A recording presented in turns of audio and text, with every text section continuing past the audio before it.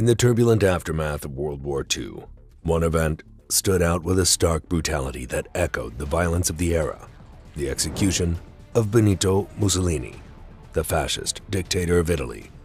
Mussolini, or Il Duce, as he was later known, the leader who promised to restore Italy to its ancient glory, found himself hunted, despised, and ultimately captured by those he once ruled. On the 28th of April 1945, Mussolini was brutally executed, shot alongside his lover without trial. The two corpses were dumped in the busy streets of Milan, where many enraged members of the public subjected them to acts of extreme deprivation, mutilating and degrading them beyond belief.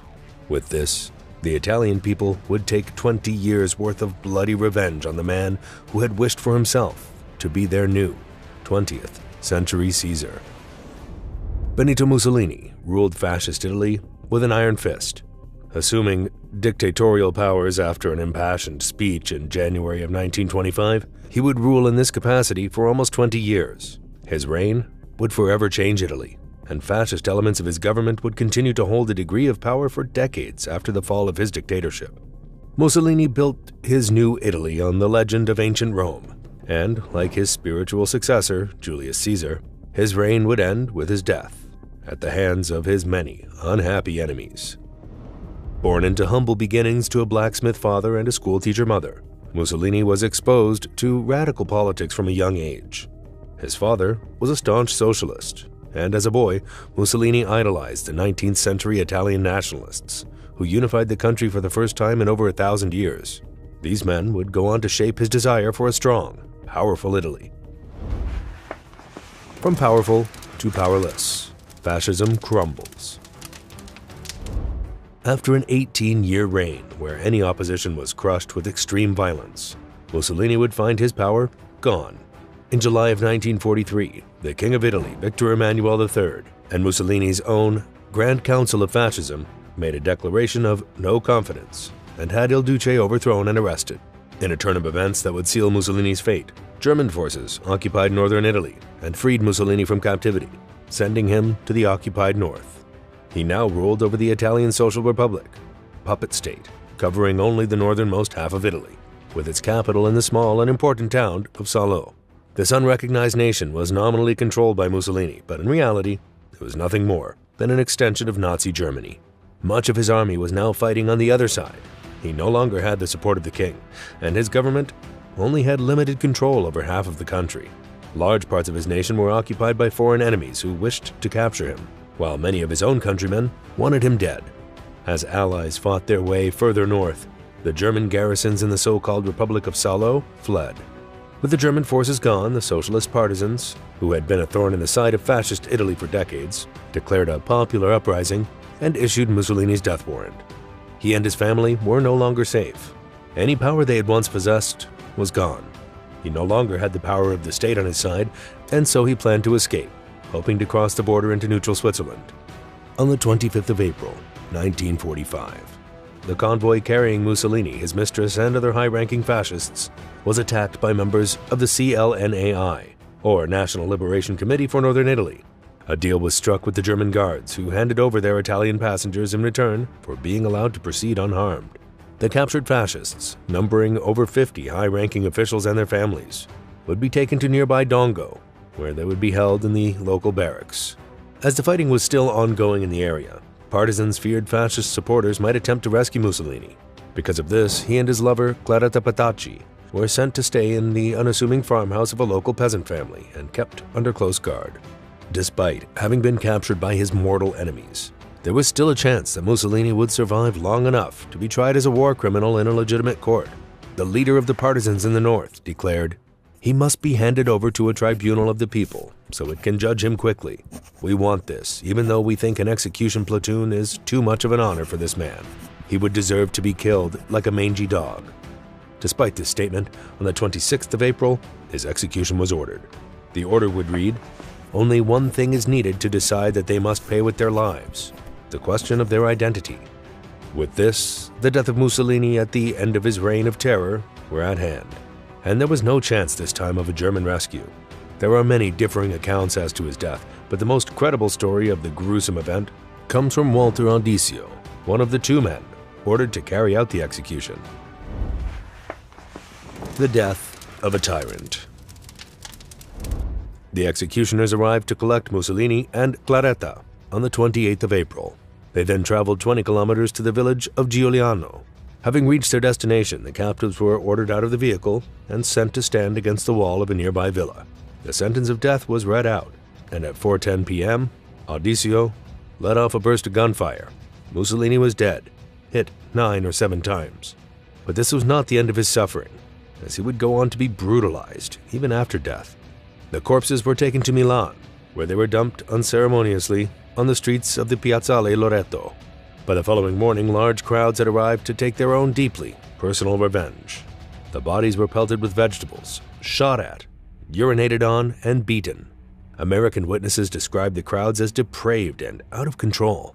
After some time, the bodies were hung from the feet upside down. Those who hung the bodies claimed this was to protect them from the bloodthirsty mob, but the hanging of bodies upside down has been used in northern Italy for centuries to emphasize the infamy of those condemned. Upon the arrival of American authorities, the bodies were removed and sent to the city mortuary. The Americans wished to show that syphilis had addled Mussolini's brain, causing him to go insane, but analysis of brain matter showed no signs of the disease. After being laid to rest in an unmarked grave, 3 young fascist sympathizers would exhume his body, attempting to evade authorities.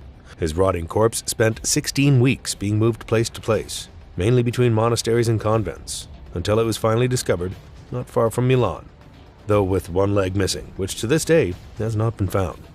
He was reburied, but he would be disturbed once again in 1957, when he was once more exhumed and buried in the town of his birth, Predappio.